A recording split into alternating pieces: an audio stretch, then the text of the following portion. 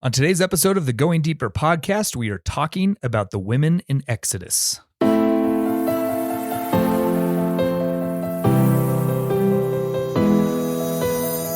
What's up, Fathom Church, and welcome to the Going Deeper podcast. This is your host, Kyle Knight, and these are episodes we like to talk about certain topics or dive deeper into scripture, hopefully to help you go deeper in your relationship with God. I'm in the podcast studio, and I've just got our lead pastor here, Chris Martin. Hello, Chris Martin. Well, hello, Kyle Hello. Knight. Karina's out today, so you've just got us, You and we're just talking have about us. women. But you know what? Well, I'll tell you, if there's one thing we're qualified come for. on. We're going to have to restart this. No, we're not. We're not restarting this. We're talking about women, and specifically, this episode we wanted to talk about as we had started, we're kind of in the third or fourth week of our Exodus series here. We have seen some women do some pretty amazing, incredible things in this first early on in the book of Exodus. And we wanted to take just a little bit of extra time. Again, we like to do this a lot when, especially as Chris, or really whoever's preaching, but mainly as Chris is preaching. And if there's just a little extra things that he doesn't get to in his sermons, and we want to go a little bit deeper into the text, we felt like we wanted to make an episode about the women that we have seen early on in Exodus and their kind of roles, but also what we can learn from them, and just really, really cool stuff, really awesome things. So Chris, I'm going to throw it over to you, and in just kind of starting this off of like, why are we talking about the women? Yeah, I mean, in Exodus, it's a seemingly overlooked feature of the first two chapters of Exodus. Now, I did mention it a little bit in my sermon as I was kind of featuring the three gals in chapter 2, but the reality is there's 5 prominent women who are all given really important roles in the first 2 chapters of Exodus. And if you were just reading the first 2 chapters of Exodus, remember, God is not mentioned. Okay, so God's not actively in the forefront of this story. Moses is a baby, okay, or he's not even on the scene. We're not there yet. Joseph and that entire generation is dead. Right. So in reality, who does if we were just reading those first 2 chapters, who would we say are the heroes of the story? The protagonists of the first 2 chapters of Exodus are 5 women. I mean, it really is 5 women. So I just think that's an important feature that we really shouldn't overlook. It may not strike us as fascinating culturally today, because that would be no big deal for you to have primarily women as the main characters or heroes or heroines in the story. I mean, just watch any Disney movie and you'll find that, right? Yep. I mean, we would think of that as like a progressive move. Right. Yeah. And it would be pretty normative in our culture. But for a document like this, a story like this that is thousands of years old in a heavily male-dominant patriarchal society, this is a fascinating feature for the first 2 chapters of Exodus. So I just thought why don't we drill a little bit into these 5 women and at least see what they're up to, see who they are, and maybe there might be something we can mine from it for ourselves. Yeah, and I think it's important to start there in the sense of like, I mean, you can look at all of Scripture, and there are key women throughout all of Scripture that God uses in huge ways that, again, us today, maybe reading through some of it, might not see it as such, and we might overlook it a little bit. But culturally, it was wild. Like whenever I'm seeing videos or whatever of the kind of the apologetics piece of people defending Christianity or what Jesus did or what Jesus taught, one of the biggest things that people use is when they bring up the role of women. Yep. And how Jesus talking to women, like in Old Testament, the role, like some of the things that they did and how big of a deal it actually was. Yeah. Well, it's interesting, even the difference between women portrayed in Genesis versus women portrayed in the beginning of Exodus. Right. Yeah. I mean, it's just a different, and I'm not, and we think Moses wrote both of them. So I'm not saying there's necessarily something here, but in the major women characters in Genesis, you have Eve, who is deceived. You have, Sarah, Abraham and Sarah, right. Kind of, I mean, she is kind of deceptive at times. Sneaky. She's a little sneaky. Yeah. You got Isaac and Rebecca, and Rebecca is in kind of a similar place to kind of framed up as like a similar Sarah. She's barren. She has some issues. Right. You have Jacob's wife, who right, I can't even think of her name off the top of my head, but you remember like the Jacob Esau stuff, and like there's Rachel. Yeah, Jacob works for Rachel, and then there's that Leah thing. Rebecca is really interesting because she's the one who tells Jacob to steal the birthright from from his brother. Like, I mean, it's kind of like these are some shady ladies of Genesis, but then you turn the page to Exodus, and we've got 5 women of character who are courageous, who are compassionate. I mean, who really fly off the page as high quality gals. So I just think it's an interesting feature for sure. Okay, so if you want to go through some of these ladies, you want to start with, and we might, I don't know if this is in order or not, but I know in your sermon you talked about Shiphrah and Puah. Yep, the first two are these Hebrew midwives, who are the thing I want to note about these two is that they are from a very lowly estate. They're kind of even within the Hebrew people, midwives are probably older women who are unable to conceive and bear children, which would have been a shameful thing. So they're probably pretty low on the pecking order. And yet their job is to help facilitate the births of children so that other Hebrew families can grow and can multiply. And so these two women are, they're serving the servants. They are serving the slaves who are the Hebrew people at this point. And of course, we went through it in the sermon, but Pharaoh calls these two ladies in. They're probably like, I don't know, middle management midwives or something like that. They're overseeing other midwives, something like that. But orders them to start killing baby boys. Yeah. They are unable to do that ethically. They don't do that. And they come back to Pharaoh, and when he asks them about it, they kind of stretch the truth a little bit. And hey, those Hebrew women they're not like your soft Egyptian women. They're like animals, babies. Man. They're just going at it. And then ultimately God blesses them. He gives them families, and he blesses, and the text is really clear that they receive favor because of their actions, because they trusted God. They feared God.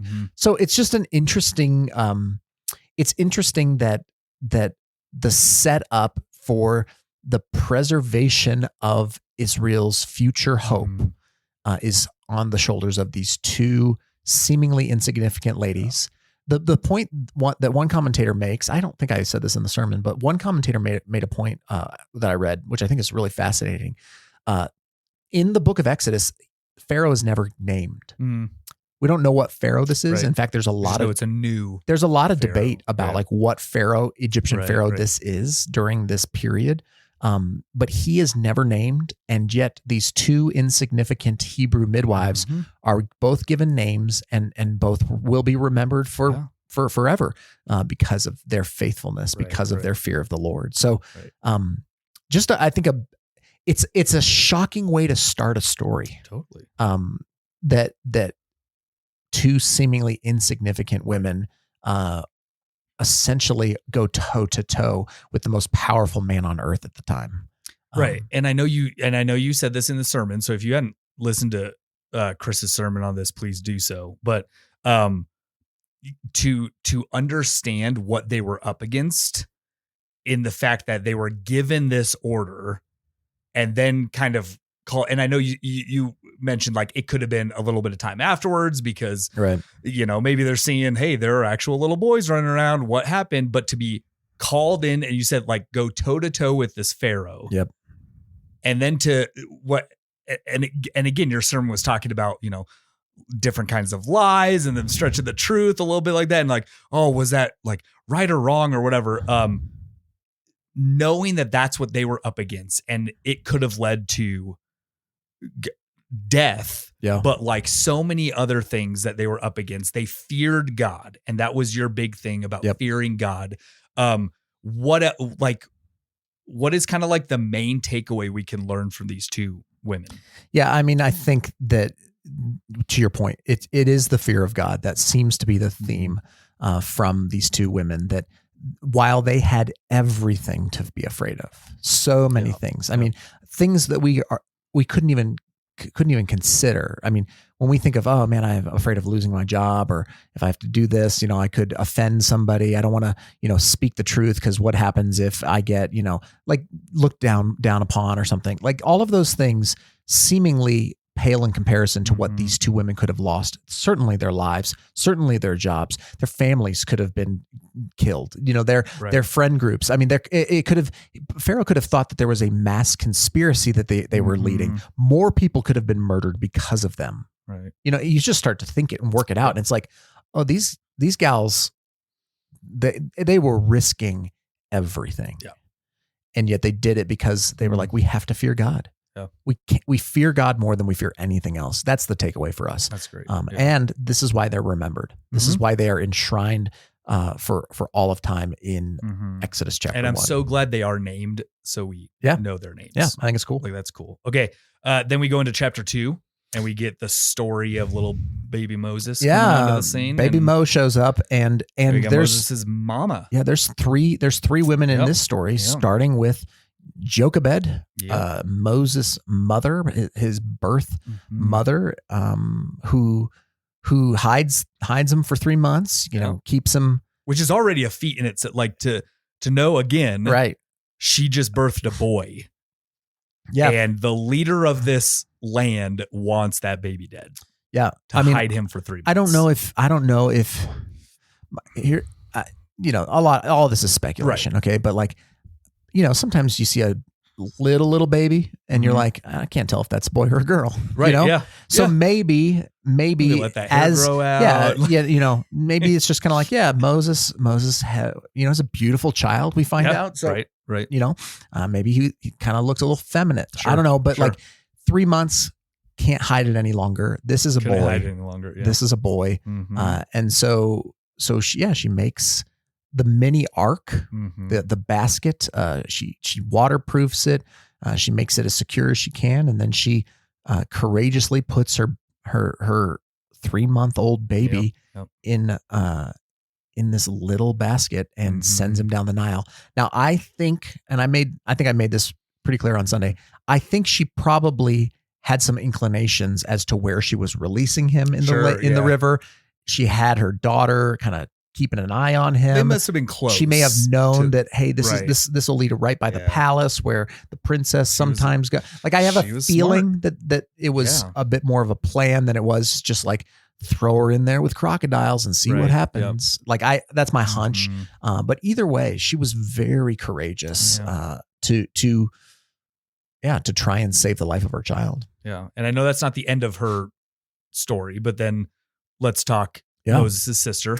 Yeah. So woman number 3 is or woman, I guess number 4 now is Moses' older sister, probably Miriam. I'm not sure if Moses had more sisters. She's not named here. His sister Miriam is named, I think, in chapter 15 of Exodus, but we'll, for the sake of ease, let's call her Miriam. She's at least probably 7, 8, 9 years older than Moses. I mean, that's got to be true. We know that Moses' brother Aaron is a few years older than him. And then Miriam must be older than that, because the reason why we know that is, and we're just guessing, but because she's able to clearly articulate and communicate with Pharaoh's daughter. Right. So she's got to be, 7, 8, 9 years old, something like that. Yeah. That's my hunch. But and I'm guessing those 7, 8, 9-year-olds were a lot smarter than our 7, 8, 9 I don't know. Today. I mean, they were in the real world. Yeah, they're not watching Bluey all day, right? Like there's some more happening, and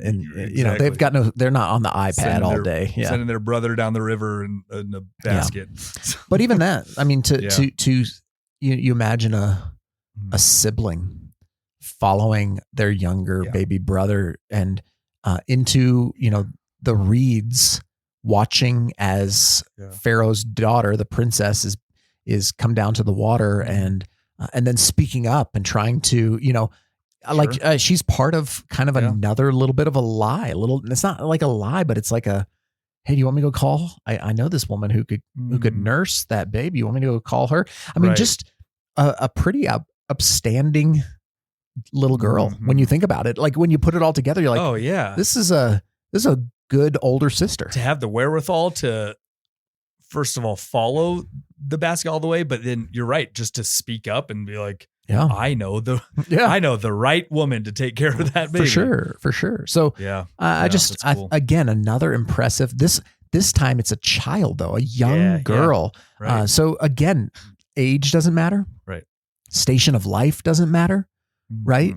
Whether you're a Hebrew midwife, you're a frantic, worried, concerned mother, or you're a young sister, God can use you. God can use you mightily for his purposes. Yeah. Just being in tune to that. So I think she's an excellent character. Yeah. So cool.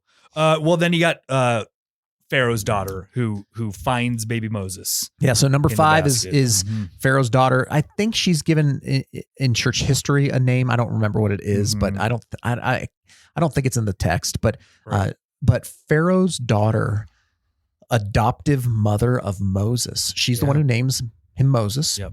So she gives him that name. His Hebrew mother does not give him that name. Right. His Egyptian mother calls him Moses. And I said this in the sermon, but I just was shocked by thinking through the risks for herself in this. This is like, without being overly this isn't an exaggeration. This would be like Hitler's daughter adopting a Jewish baby. Yep. I mean, and then like raising him in Hitler's house. Yeah. Like that's a wild thought. And this gal is a pagan. Mm-hmm. She's a polytheist. Mm-hmm. She's not a Hebrew. She doesn't worship the God of Abraham, Isaac, and Jacob.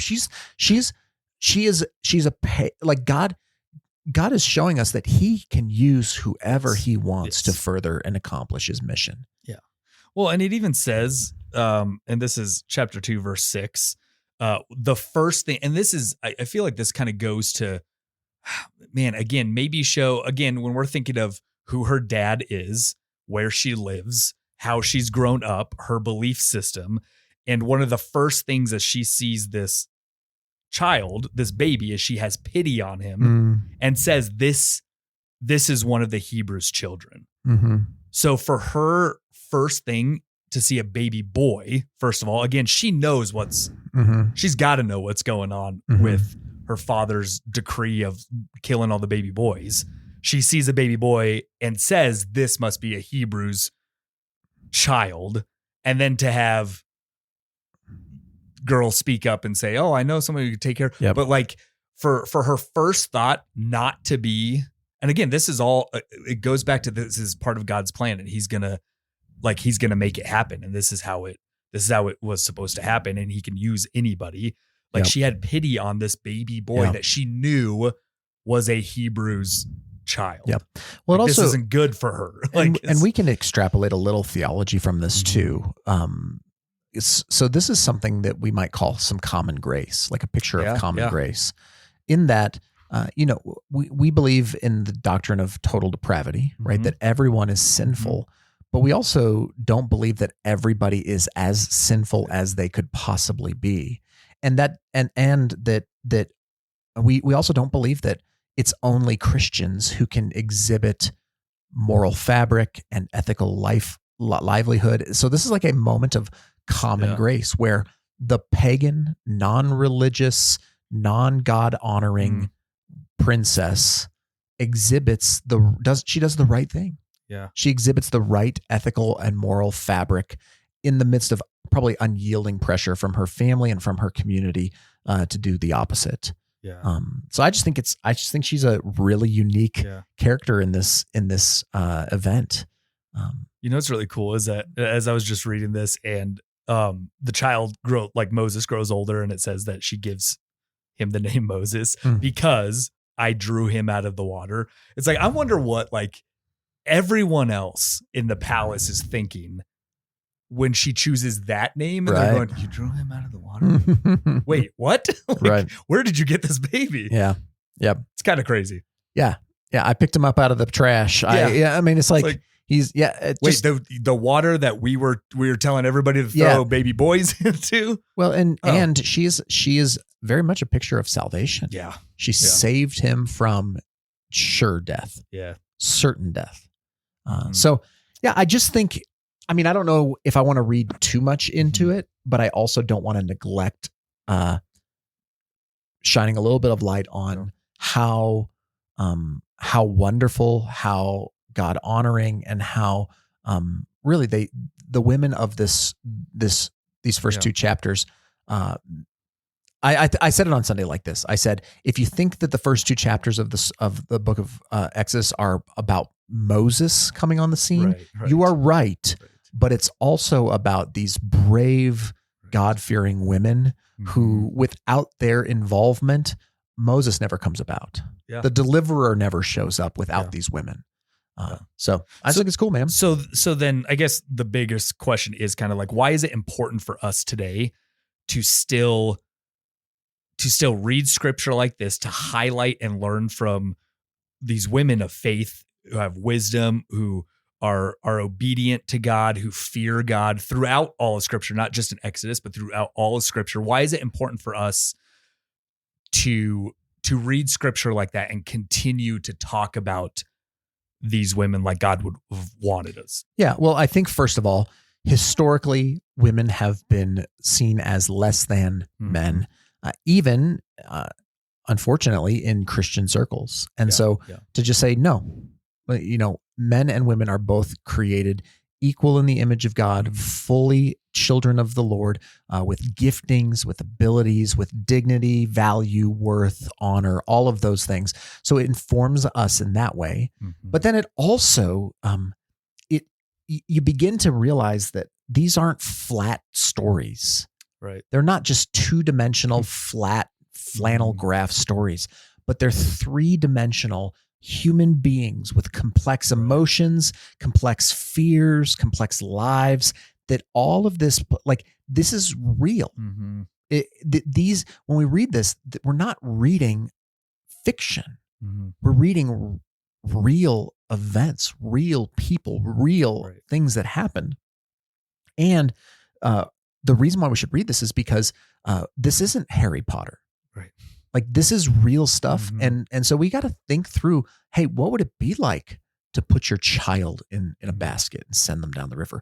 What would it be like to go up against your father, who's the most powerful man in the world, with a baby? What would it be like to be called into your boss's office and asked, why didn't you do this ethically shady thing to further the thing that I told you to do? You're putting your whole career at risk. Like, when we start thinking about it that way, all of a sudden it leaps off the page and it becomes more than just, well, this is what they did. And it's not a story. I know I keep saying story, but in a lot of ways, it's not a fictional story. It's a real life event. And it's meant to be read that way, I believe. Yeah, I think that's good. Well, any last words on women? Love it. Love them. We love the women. We love them. Hey, we love the women of Exodus. Church, thank you for listening to us guys. Yeah, you better cut this one off before we get in trouble. We should. Hey, thank you for that conversation, Chris. It was great. Thank you, church, for listening, and we'll catch you next time.